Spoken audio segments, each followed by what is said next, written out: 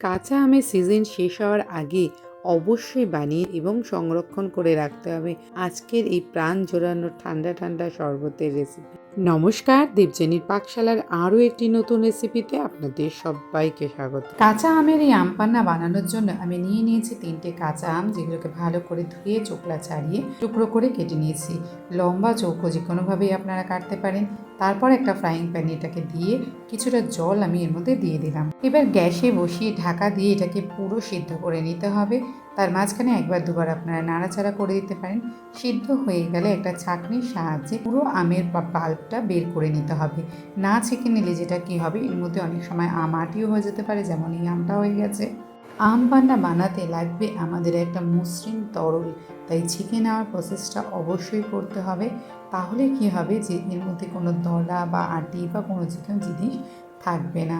একটু সময় লাগবে, কিন্তু এটাকে করে নিতে হবে। দেখুন, এই প্রসেসের মধ্যে দিয়ে যেতে যেতে আমার সকল বন্ধুদের কাছে রইল অনুরোধ, ভিডিওটি একটু স্কিপ না করে পুরোটা দেখার জন্যে। আর যদি ভালো লাগে তাহলে একটা লাইক, শেয়ার এবং সাবস্ক্রাইব করার জন্যে আমার চ্যানেলটিকে আরও নতুন নতুন রেসিপির জন্যে। এরপর আমি নিয়ে নিয়েছি বেশ কিছু পুদিনা পাতা, যেগুলোর পাতাগুলো ছাড়িয়ে ভালো করে আমি ধুয়ে নিয়েছি। এইবার একটা মিক্সিং জারের মধ্যে দিয়ে দেবো বের করে রাখা আমের পাল্প আর তার সাথে সাথে পুদিনা পাতা। এই দুটোর ভালো করে একটা মিশ্রণ বা মিহি পেস্ট যাই বলতে পারেন, সেটাকে বানিয়ে নিতে হবে ঠিক এই রকম। এবার গ্যাসের ফ্লেমে একটা পাত্র বসিয়ে তাতে দিয়ে দিতে হবে পরিমাণ মতন চিনি, দিয়ে দিতে হবে সামান্য একটু জল।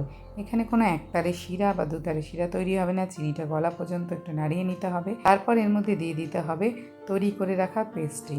আর চিনির পরিমাণ অবশ্যই ডিপেন্ড করবে আমের টক মিষ্টির ওপর। গ্যাসের ফ্লেমটা মিডিয়ামে রেখে এটা জাল করতে হবে।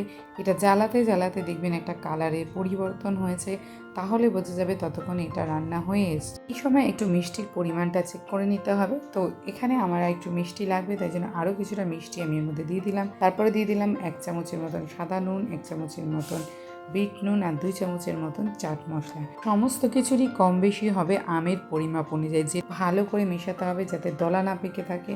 প্রথম দিকে মেশানো হয়ে গেছে মনে হলেও দেখবেন কিন্তু দলা পেকে থাকবে, সেই জন্য এগুলোকে খুব ভালো করে একদম গ্যাসের ফ্লেমটা লোতে রেখে এগুলো খেয়ে নিতে হবে। এই পর্যায়ে কাঁচা আমের আম পান্না একদম রেডি। কিন্তু যদি আমরা একটু দোকানের মতন এটাকে লুক দিতে চাই, তাহলে আমরা এর মধ্যে মেশাতে পারবো একটু ফুড কালার। তো আমি এখানে সবুজ রঙের কালার একটু মিশিয়ে এবার এটাকে ভালো করে একবার জাল করে নেব। এটা পুরোপুরি অপশনাল, চাইলে আপনারা দিতেও পারেন, নাও দিতে পারেন। এবার এটাকে আরেকটু গাঢ় করার জন্য আমি এটাকে আরেকবার একটু ভালো করে জাল করে নিচ্ছি। একটু গাঢ় হয়ে গেলে এবার এটা গ্যাসের ফ্লেমটা অফ করে দেবো। চাইলে আপনারা এই পর্যায়েও রেখে ঠান্ডা করে নিতে পারেন, অথবা আরও একটু গাঢ় করে নিতে পারেন। গ্যাসের ফ্লেমটা অফ করে এর মধ্যে আমি দিয়ে দেবো একটা গোটা পাতি লেবুর রস। এই লেবুর রস দিতে হবে এই কারণেই, যাতে এটা ঠান্ডা হওয়ার পর চিনি জমাট না বেঁধে যায়, আর এটা অনেক দিন পর্যন্ত সংরক্ষণ করে রাখা যাবে। খুব ভালো করে ঠান্ডা করে নিয়ে এটা আমি একটা কাঁচের শিশির মধ্যে বা কাঁচের বয়ামের মধ্যে নিয়ে নিয়েছি। এবার এটাকে আপনারা ফ্রিজে রেখে বহুদিন পর্যন্ত সংরক্ষণ করতে পারেন। তার আগে যখন কলিজা ঠান্ডা করার মতন একটি পানীয় বানিয়েই ফেলেছি, তাহলে এটাকে তো খেতেই হয় এবং আপনাদেরকে বানিয়ে দেখাতে হয়। তাই একটা জারের মধ্যে নিয়ে নিলাম বেশ কিছুটা আম পান্না, তার মধ্যে দিয়ে দিলাম ঠান্ডা জল। এবার 2টি গ্লাসে এটা সার্ভ করছি।